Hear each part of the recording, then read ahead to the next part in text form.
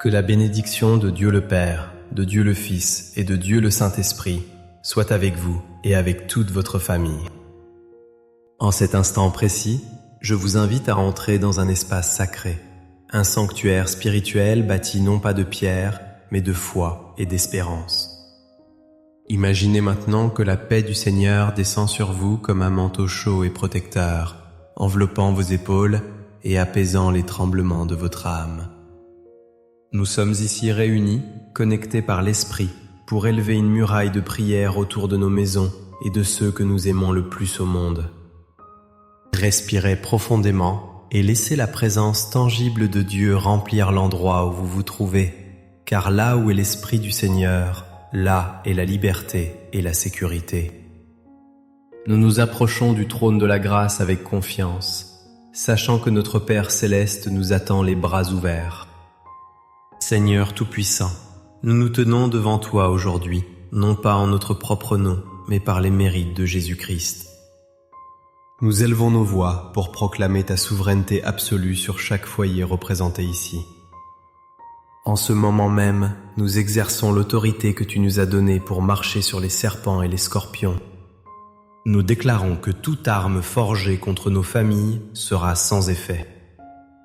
Nous brisons maintenant par la puissance du nom de Jésus tout esprit de division qui tente de s'infiltrer entre les parents et les enfants.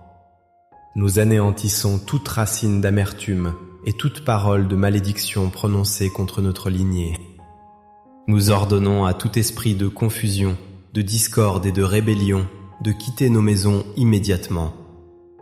Nous plaçons la marque du sang de l'agneau sur les linteaux de nos portes, interdisant à l'ennemi d'y pénétrer.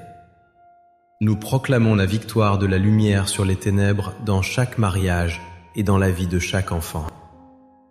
Pour la gloire de Dieu, nous sommes déjà une grande famille de prières ici sur YouTube.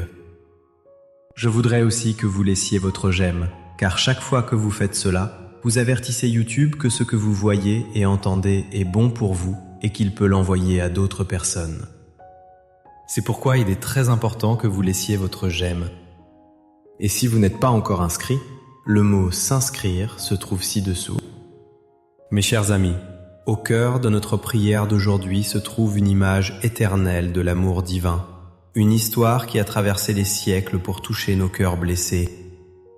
C'est l'histoire d'un père et de ses deux fils, mais plus particulièrement de celui qui est parti loin, celui que nous appelons l'enfant prodigue.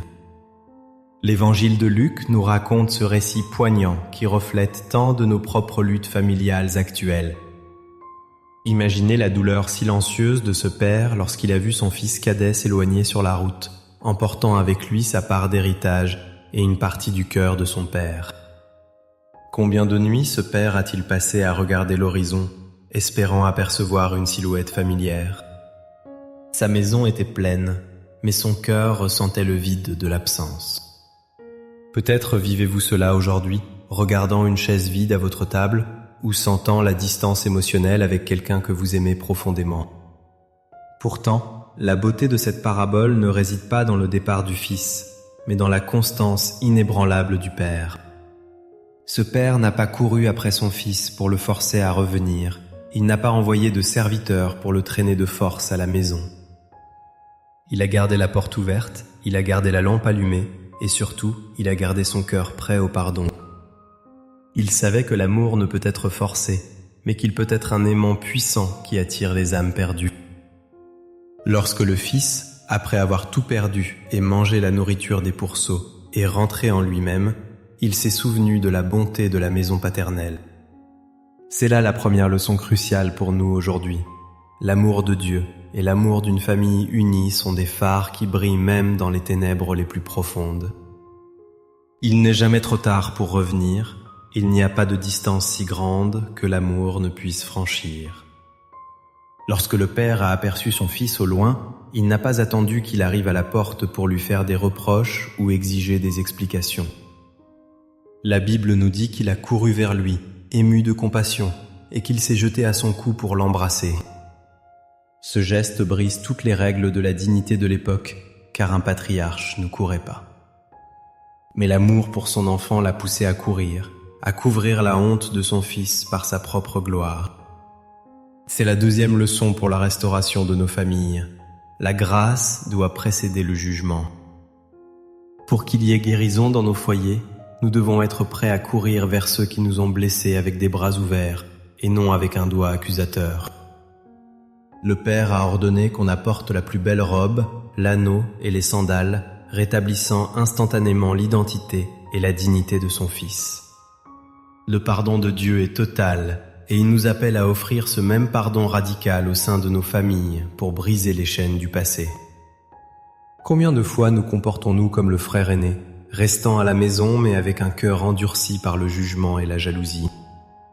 La restauration familiale nécessite que nous abandonnions non seulement la rébellion du fils cadet, mais aussi l'orgueil du fils aîné. Nous devons apprendre à nous réjouir de la restauration, à célébrer chaque petit pas vers la réconciliation.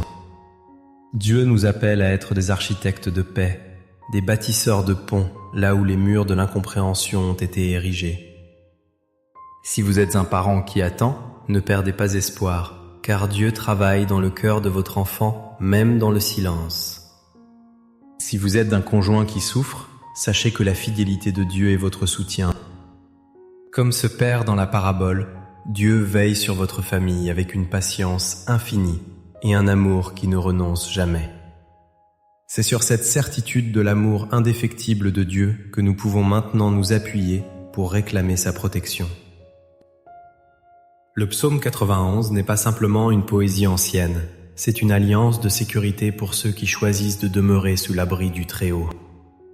Tout comme le Père prodigue offrait un toit sûr à son Fils revenu, notre Père céleste nous offre un refuge contre les tempêtes de la vie. Le psaume 23 nous rappelle également qu'il est notre berger, celui qui pourvoit à nos besoins et restaure nos âmes fatiguées. Je vous invite maintenant à fermer les yeux, si vous le pouvez, et à visualiser votre maison couverte par l'ombre bienfaisante du Tout-Puissant. Recevez ces paroles anciennes comme une promesse fraîche et vivante pour votre situation actuelle, car la parole de Dieu est esprit et vie. Celui qui demeure sous l'abri du Très-Haut repose à l'ombre du Tout-Puissant. Je dis à l'Éternel, mon refuge et ma forteresse, mon Dieu en qui je me confie, car c'est lui qui te délivre du filet de l'oiseleur, de la peste et de ses ravages. Il te couvrira de ses plumes, et tu trouveras un refuge sous ses ailes. Sa fidélité est un bouclier et une cuirasse. Tu ne craindras ni les terreurs de la nuit, ni la flèche qui vole de jour, ni la peste qui marche dans les ténèbres, ni la contagion qui frappe en plein midi. Que 1000 tombent à ton côté et 10 000 à ta droite, tu ne seras pas atteint. De tes yeux seulement tu regarderas, et tu verras la rétribution des méchants. Car tu es mon refuge, ô Éternel. Tu fais du Très-Haut ta retraite. Aucun malheur ne t'arrivera, aucun fléau n'approchera de ta tente. Car il ordonnera à ses anges de te garder dans toutes tes voies. Ils te porteront sur les mains, de peur que ton pied ne heurte contre une pierre. Tu marcheras sur le lion et sur l'aspic, tu fouleras le lionceau et le dragon. Puisqu'il m'aime, je le délivrerai, je le protégerai, puisqu'il connaît mon nom. Il m'invoquera, et je lui répondrai. Je serai avec lui dans la détresse, je le délivrerai et je le glorifierai. Je le rassasierai de longs jours, et je lui ferai voir mon salut. Ô Seigneur, après avoir entendu tes promesses magnifiques, nous venons sceller ces vérités sur nos vies par la prière. Père céleste, nous te présentons chaque famille qui écoute cette prière en cet instant précis. Nous te prions pour les fils et les filles qui, comme l'enfant prodigue, se sont éloignés de la foi et des valeurs familiales. Seigneur, touche leur cœur là où ils sont. Réveille leur conscience et donne-leur le courage de revenir vers toi et vers leurs parents. Nous demandons une restauration miraculeuse des relations brisées entre maris et femmes. Que ton amour guérisse les blessures émotionnelles, que le pardon coule comme une rivière et efface les années de douleur et de ressentiment. Nous prions pour que la communication soit rétablie, douce et respectueuse dans chaque foyer. Seigneur, nous invoquons ta provision surnaturelle sur chaque maison, selon la promesse de ton psaume 23. Que ceux qui font face au chômage, aux dettes ou au manque de ressources voient ta main puissante ouvrir des portes et dresser une table devant eux. Tu es le bon berger, et nous déclarons que nos familles ne manqueront de rien, ni de pain, ni de joie, ni d'amour. Nous te demandons aussi la guérison physique pour ceux qui sont malades dans nos familles. Que ta puissance restauratrice parcourt chaque corps, chassant la maladie et apportant une santé divine et une vigueur nouvelle. Protège nos enfants lorsqu'ils sortent et lorsqu'ils rentrent. Garde-les des mauvaises influences et des dangers de ce monde. Je vous invite, mes frères et sœurs, à écrire maintenant dans les commentaires le nom de votre famille ou votre demande spécifique, comme un acte de foi, déposant votre fardeau au pied de la croix. Nous croyons fermement que tu es en train d'agir en ce moment même, transformant les situations désespérées en témoignages de ta gloire. Nous proclamons que nos maisons seront des havres de paix, des lieux où ton nom est honoré et où l'amour règne en maître. Merci Père, car tu nous as entendus et nous savons que ta réponse est en chemin. Que l'Éternel vous bénisse et vous garde, que l'Éternel fasse luire sa face sur vous et vous accorde sa grâce. Que l'Éternel tourne sa face vers vous et vous donne la paix, cette paix qui surpasse toute intelligence. Soyez fortifiés, soyez encouragés et marchez dans la certitude que Dieu tient votre famille dans le creux de sa main. Amen.